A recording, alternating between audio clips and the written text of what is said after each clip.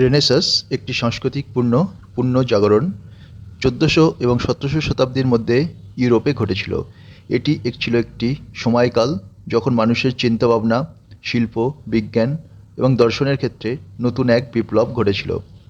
মধ্যযুগের ধর্মীয় এবং সাংস্কৃতিক ধারণাগুলির পরিপ্রেক্ষিতে রেনেসাঁস ছিল এক নতুন দৃষ্টিভঙ্গি, যেখানে মানবতাবাদ, স্বাধীন চিন্তা, প্রাচীন গ্রিক ও রোমানদের জ্ঞান পুনরায় আবিষ্কৃত হয়। এই সময়ে ইউরোপের বেশ কিছু গুরুত্বপূর্ণ পরিবর্তন ঘটেছিল। একদিকে ধর্মীয় কর্তৃত্ব ছিল, অন্যদিকে ছিল বিভিন্ন শিল্পী, বিজ্ঞানী এবং দার্শনিক তাদের নতুন চিন্তাভাবনা এবং সৃষ্টি দ্বারা নতুন দিগন্তের সূচনা করেছিল। রেনেসাঁ শুধুমাত্র সাংস্কৃতিক আন্দোলন ছিল না, এটি একটি সামগ্রিক বুদ্ধিভিত্তিক আন্দোলন ছিল যা সমাজের প্রতিটি ক্ষেত্রকে প্রভাবিত করেছিল। রেনেসাঁসের কারণ। রেনেসাঁসের সূচনা এবং তার বিকাশের পিছনে কিছু গুরুত্বপূর্ণ কারণ ছিল। প্রথমত ব্ল্যাক ডেথ বা কালো প্লেগ, যা ১৩৪৭ থেকে ১৩৫১ পর্যন্ত ইউরোপ ব্যাপকভাবে ছড়িয়ে পড়েছিল। মানুষের জীবনযাত্রায় দৃষ্টিভঙ্গি পরিবর্তন করেছিল। যখন একদল মানুষ মারা যেতে শুরু করলো, তখন সমাজের মধ্যে একটি নতুন ধরনের চিন্তা উদ্ভূত হলো। ইতালির শহর রাজ্যগুলির উন্নতি এবং বিশেষত ফ্লোরেন্স, ভেনিস এবং রোমের সমৃদ্ধির মধ্যে এই রেনেসাঁস আন্দোলন শুরু হয়। বিশেষ করে ফ্লোরেন্সে মিচিডি পরিবার এবং অন্যান্য শিল্পপতি এবং বাণিজ্যিক গোষ্ঠীর দ্বারা শিল্পী এবং দার্শনিক চিন্তাভাবনাদের সমর্থন প্রদান করেছিল। তাদের ভূমিকা খুবই গুরুত্বপূর্ণ। অন্যদিকে গেটেনবার্গ এর মুদ্রণ যন্ত্রের আবিষ্কার ১৫শ শতাব্দীতে বিশ্বব্যাপী চিন্তা ও লেখার গতি বাড়িয়ে দেয় এবং বিভিন্ন পুস্তক দ্রুত ছড়িয়ে পড়ে। এই প্রযুক্তি বিজ্ঞানের এবং শিল্পের নতুন দিগন্ত উন্মোচন করেছিল। রেনেসাঁস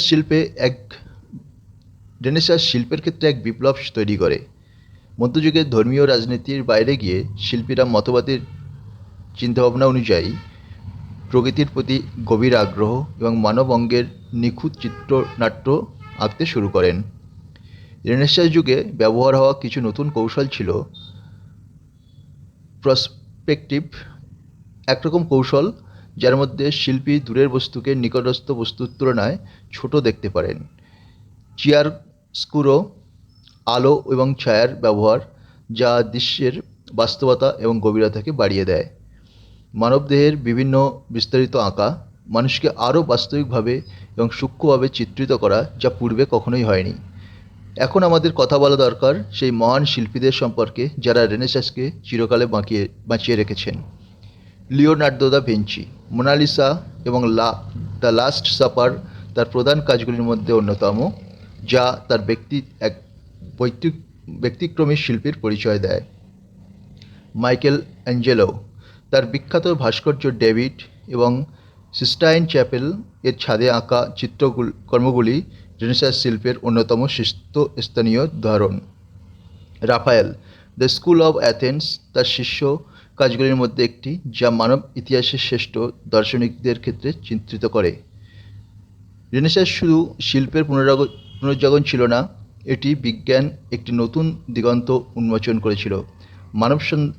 মানব জ্ঞান এবং পৃথিবীর সম্পর্কিত ধারণাগুলি পুনরায় পরিচালনা করা হয়েছিল। বিজ্ঞানীরা তার প্রথাগত ধর্মীয় বিশ্বাসের দিকে না তাকিয়ে পর্যবেক্ষণ এবং পরীক্ষণ দ্বারা পৃথিবী ও মহাবিশ্বের সম্পর্কে নতুন তথ্য উদ্ভাবন করতে শুরু করেছিল। নিকোলাস কোপার্নিকাস, তার সূর্যকেন্দ্রিক তত্ত্ব পৃথিবী এবং অন্যান্য গ্রহদের স্থান পরিবর্তন করে। গ্যালিলিও গ্যালিলিয়াই টেলিস্কোপ আবিষ্কার করেন এবং তার মাধ্যমে অঙ্গরাজ্য সম্পর্কে নতুন দৃষ্টিভঙ্গি পরিবর্তন করেন। অ্যান্ডিয়াস ভেসালিয়াস, মানবদের গঠন এবং অঙ্গ প্রত্যঙ্গের চিত্রণ, যা চিকিৎসা বিজ্ঞানকে নতুন আঙ্গিকে নিয়ে আসে। রেনেসাঁ দর্শনের মূল ধারণা ছিল মানবতাবাদ, যেখানে মানুষের বুদ্ধি, চেতনা এবং স্বাধীন চিন্তা এক নতুন মর্যাদা অর্জন করেছিল। এই সময় প্রাচীন গ্রিক এবং রোমান সাহিত্য ও দর্শন পুনরায় অধ্যয়ন করা হয়েছিল, যা মানুষের অবস্থান এবং তার পৃথিবীতে ভূমিকা সম্পর্কে নতুন দৃষ্টিভঙ্গি তৈরি করেছিল। পেট্রাচ, মানবতাবাদী দর্শনের অন্যতম প্রতিষ্ঠাতা, যিনি প্রাচীন রোমান লেখকদের পুনরুদ্ধার করেছিলেন। এরাসমাস, যার লেখনী বিশেষত